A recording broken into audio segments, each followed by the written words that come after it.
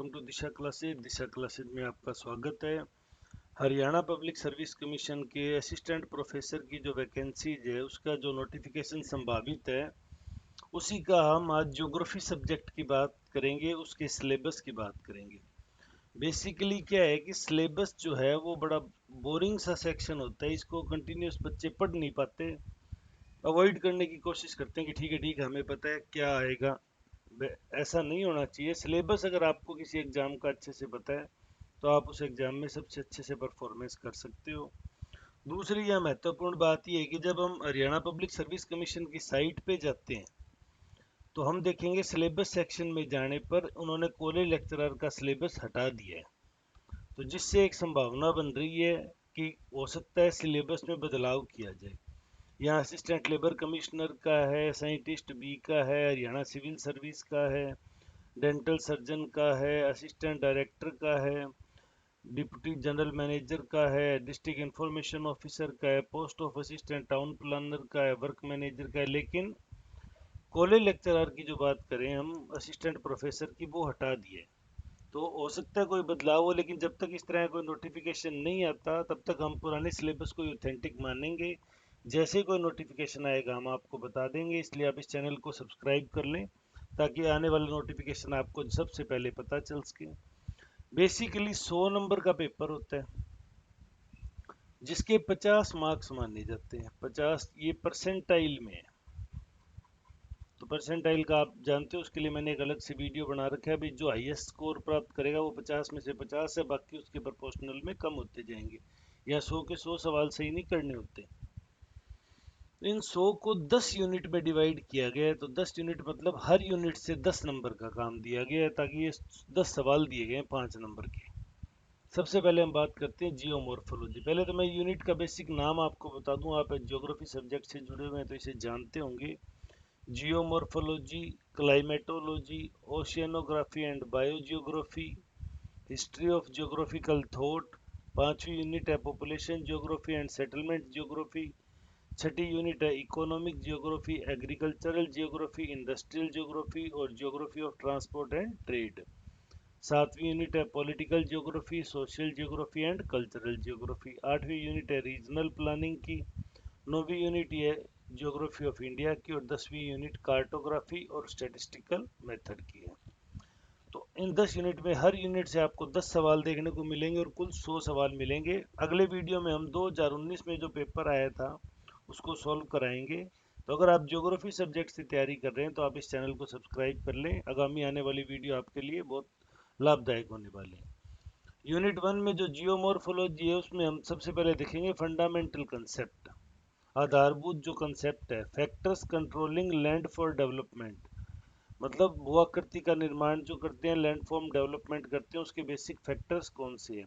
Endogenetic and exogenetic forces है, जो बल है वो। डेन्यूडेशन प्रोसेस क्या है, आच्छादन वाला। वेदरिंग क्या है, इरोजन क्या है, जियोसिंक्लाइन क्या है, माउंटेन बिल्डिंग क्या होती है, Continental drift end plate tectonic. इसमें से एक डेफिनेटली सवाल आता है। ये यूनिट ओवरऑल सब में सबसे महत्वपूर्ण यूनिट मानता हूँ मैं। Concept of geomorphic cycle, landform associate with 4 होती है बेसिकली। यहाँ 5 इन्होंने पूछी है। फ्लूवियल स्ट्रक्चर, ग्लेशियल जो हिम से है, एरिड वायु से है, कोस्टल जो समुद्री धाराओं से, और कास्ट साइकिल। इनके फलस्वरूप जो लैंडफॉर्म्स बनते हैं वो यहाँ चर्चा किए जाएंगे। स्लोप मतलब ढाल फॉर्म्स एंड प्रोसेस, स्लोप का निर्माण कैसे होता है। एनवायरमेंटल एंड अप्लाइड जियोमॉर्फोलॉजी, एक यूनिट एक सवाल एचपीएससी इसमें से जरूर पूछता है। मैं 2019 और 16 के जब पेपर कराऊंगा आपको तो उनमें ये सारे बता दूंगा। सेकंड यूनिट में climatology, composition and structure of atmosphere का स्ट्रक्चर क्या है, कौन सी गैस कितनी है।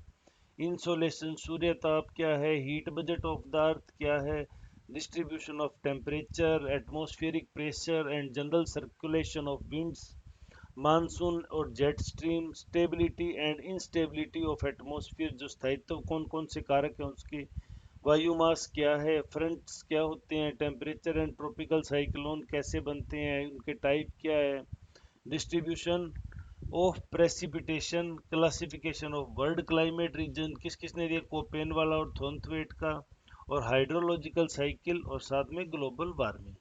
मैं ये यूनिट के नाम आपको इसलिए पढ़ा रहा हूँ कि अगर आपको कोई भी यूनिट कहाँ से पढ़ें ये दिक्कत है तो आप मुझे कमेंट कीजिए, मैं आपको बुक्स के नाम बता दूंगा उस यूनिट से रिलेटेड। अगर आपको लगता है कोई टॉपिक ही समझ नहीं आया कि सर ये क्या होता है, तो वो मैं आपको वहाँ कमेंट सेक्शन में आंसर दूंगा। इसके सारे नोट्स हैं हमारी वेबसाइट पे, आपको फ्री ऑफ कॉस्ट मिलेंगे, तो जैसे वहाँ पे अपलोड होंगे मैं वीडियो के थ्रू आपको बता दूंगा, तो आप चैनल से जुड़े रहें।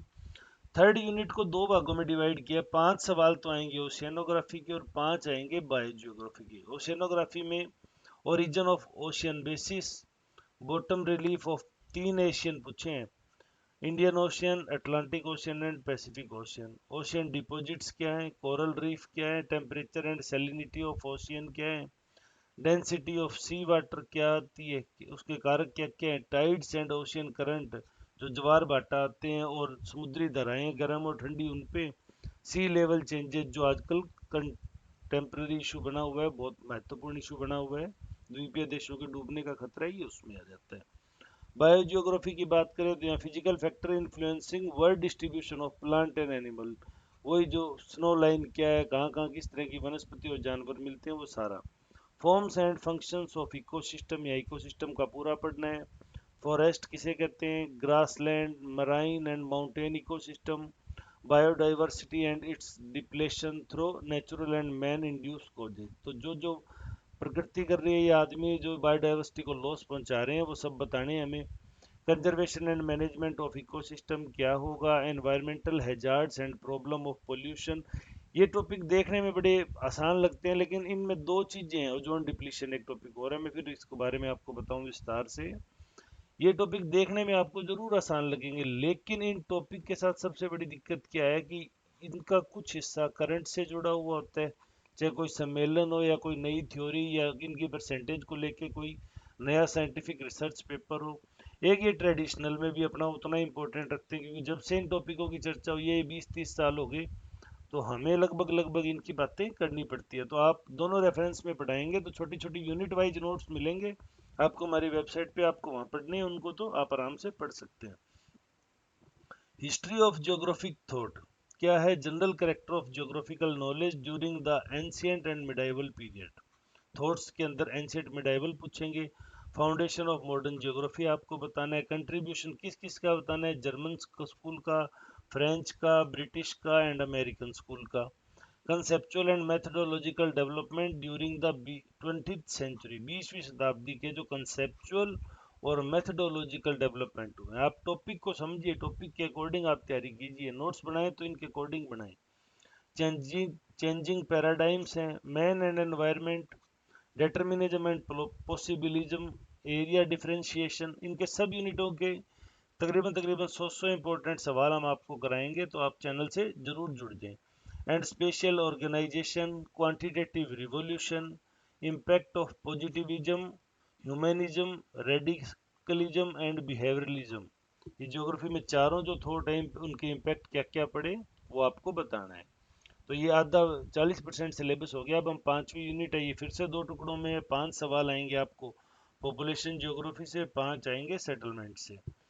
पॉपुलेशन में क्या क्या पढ़ना है, nature, scope, subject matter and recent trend. देखो 2011 के डेटा है वो फाइनल है, उसके बाद 2021 की सेंसस अभी स्टार्ट नहीं हुई, तो ये जो एचपीएससी का रिक्रूटमेंट है उम्मीद नहीं है कि इस तक ये कंप्लीट हो पाएगी।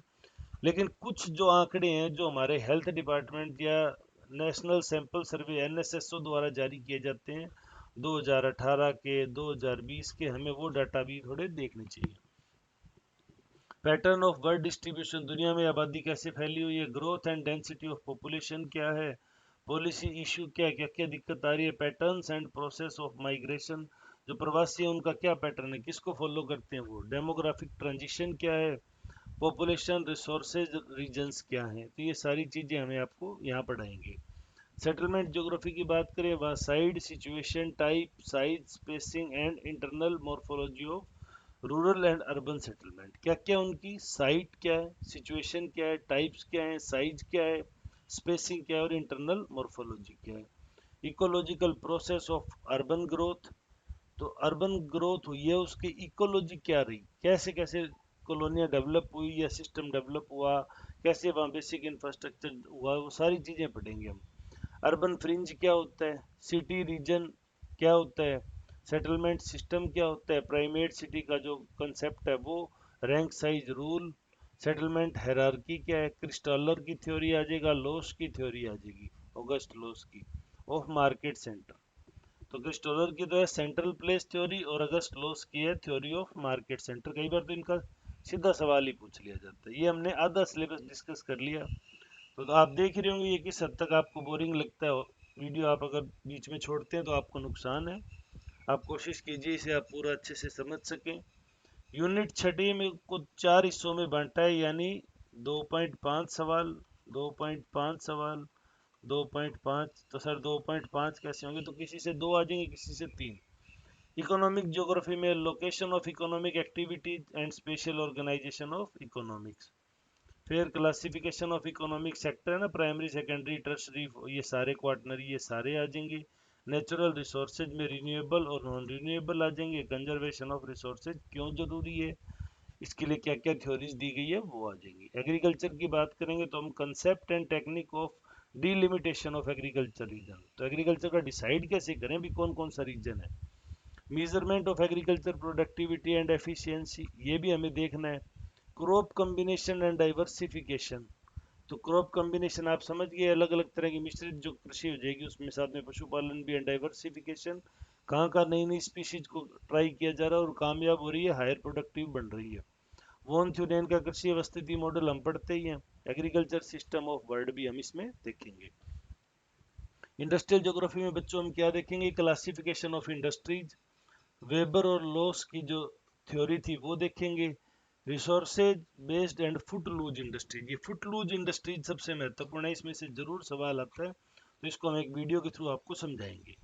Geography of transport and trade में आपको क्या पढ़ना है, model of transportation and transport cost, accessibility and connectivity, inter-regional and intra-regional, comparative cost advantage, ये 5 चीज़ें आपको यहाँ पढ़नी है। तो ये आपको इसके नोट्स मिल जाएंगे हमारी वेबसाइट पे। तो वेबसाइट का नाम और सब हम आगामी वीडियो में आपको बता देंगे, उस पर भी काम चल रहा है, जैसे अपलोड होगा आप लोगों को पढ़ने के लिए अवेलेबल हो जाएगा।